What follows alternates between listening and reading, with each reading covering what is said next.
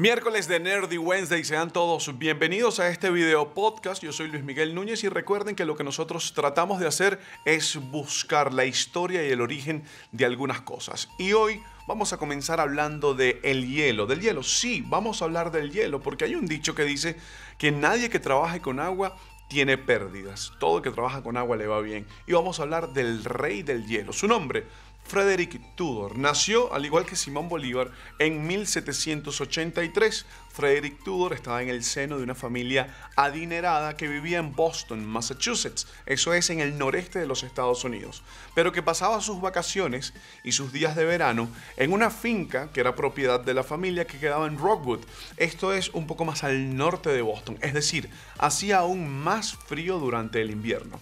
Y cuenta la leyenda que el hermano de Frederick, en uno de esos veranos, dijo jocosamente, como una medida quizás de burla, que el hielo que se formaba en el norte de los Estados Unidos, en la finca de la familia de Frederick Tudor, deberían exportarlo para el Caribe, para que así la gente que vivía en el Caribe tuviera la posibilidad de enfriar sus bebidas. Para Frederick Tudor, esto más que un chiste, se convirtió en una meta, y es así como en 1806, la familia de Frederick Tudor y él, a la cabeza de su empresa, tuvieron el primer intento de exportar hielo en el mundo. Así es, en 1806 un barco cargado con más de 100 toneladas de hielo partía desde Boston, Massachusetts, hasta la isla de Martinica. Pero allí ocurrió algo que llama la atención. Como en el Caribe nunca hace frío para que se congele el agua, la gente nunca había visto el hielo, no sabían qué hacer con el hielo. Y resulta que Frederick Tudor estaba en el puerto de Martinica con 100 toneladas de hielo que se estaban congelando en el muelle porque no había nadie que lo comprara porque no sabían utilizarlo. Es así como Frederick Tudor, además de tener la idea de vender hielo, se convirtió entonces en un gran mercader. ¿Y cuál era la estrategia que utilizaba? Frederick Tudor daba muestras gratis del hielo que él tenía a distintos establecimientos. Comenzaba por bares y restaurantes, como parece lógico. ¿Por qué? Porque lo podían utilizar para la preservación de alimentos, lo podían utilizar para enfriar bebidas, pero también explicó su uso como analgésico y como antiinflamatorio a los médicos. Y entonces Frederick Tudor le entregaba hielo de muestra gratis a los hospitales para que lo utilizaran en las heridas de algunos pacientes. Dicho esto, dio un nuevo paso en su empresa.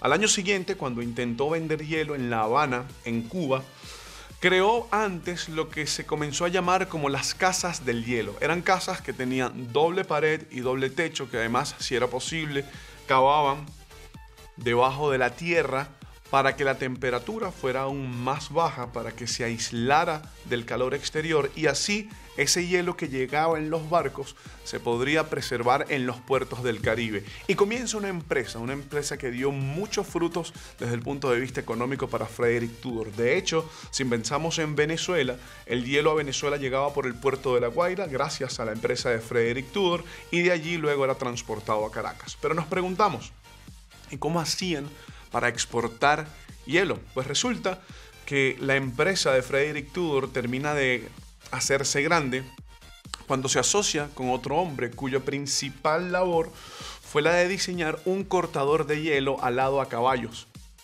Cuando los lagos en el norte de los Estados Unidos se congelaban, los caballos estaban sobre el hielo y con estos cortadores, que eran impulsados a caballos, podrían sacar grandes bloques. Estos bloques posteriormente eran transportados en carretas o en rieles directamente hacia los barcos. Pero ¿cómo preservar el hielo en los barcos? Resulta que también por los bosques y por las zonas boscosas habían aserraderos que se encargaban de trabajar la madera. ¿Cuál es el residuo de la madera? Aserrín. Y justamente con aserrín de madera recubriendo los bloques de hielo pudieron crear esta fábrica. Desde el punto de vista de ganancias, es una de las más rentables de la historia, porque trabajaban con agua congelada y aserrín. No había que tener ningún tipo de materia prima. La única construcción que realizaba la empresa de Frederick Tudor eran las casas del hielo en los distintos puertos del Caribe para poder llevar esa agua congelada. Si ustedes quieren saber cuándo realmente consiguen hacer dinero, tiene que ver con la India. Frederick Tudor fue el primero que se atrevió en enviar un barco desde el norte de los Estados Unidos hasta la India. ¿Por qué? Porque el clima en la India era muy caluroso y los ingleses, los blancos que dominaron y que colonizaron la India, estaban desesperados porque no sabían cómo enfrentar el trópico, el clima, todas las condiciones climáticas que habían en la India. Así que comienza también la exportación de hielo desde los Estados Unidos hasta la India. Toda esta historia duró alrededor de 50 o 60 años de manera independiente. ¿Por qué? Porque en paralelo que esto ocurría en el norte de los Estados Unidos, en el sur, en el estado de la Florida, habían condiciones de vida que eran muy extremas. Entre el calor y la plaga, los mosquitos, la mayoría de la población que allí vivía sufría de paludismo o de fiebre amarilla. Tanto así que los españoles le cedieron a los norteamericanos el estado de Florida a cambio de Cuba. Quédense con eso que nosotros no podemos habitarlos. En medio de esa situación de enfermedad hubo un médico de Nueva York llamado John Gorrie que fue enviado y que viajó justamente a la Florida para tratar a los pacientes que sufrían de paludismo. Y en ese momento no se sabía que los mosquitos eran los responsables de transmitir la enfermedad. Se pensaba que era el calor. Y John Gorrie pensó, bueno, pero ¿cómo puedo enfrentar el calor de este lugar? Y lo hizo enfriando las habitaciones. ¿Cómo enfriaba las habitaciones? Colocaba una cubeta de hielo en la parte alta de la habitación. El hielo enfriaba el aire que bajaba hasta donde se encontraban las camas de los pacientes y así pretendía bajarle la temperatura a quienes tenían fiebre.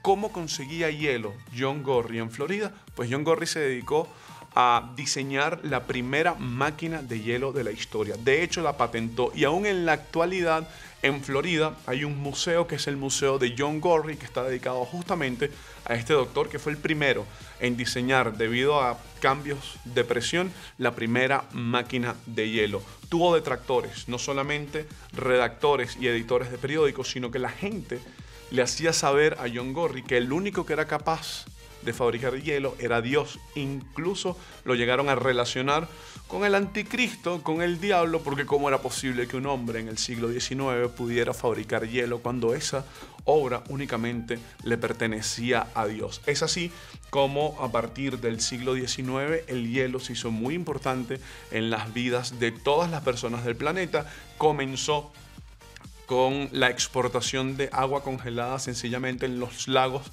del noreste de los Estados Unidos y finalizó con la creación de la máquina de hielo también en el siglo XIX por un doctor que únicamente pretendía combatir el paludismo. De hecho, colocar una cubeta de hielo en el techo de una habitación termina siendo también el precursor de lo que hoy en día son los aires acondicionados, cuya única función justamente es enfriar el aire de una habitación para el beneficio de quien esté dentro de ese cuarto.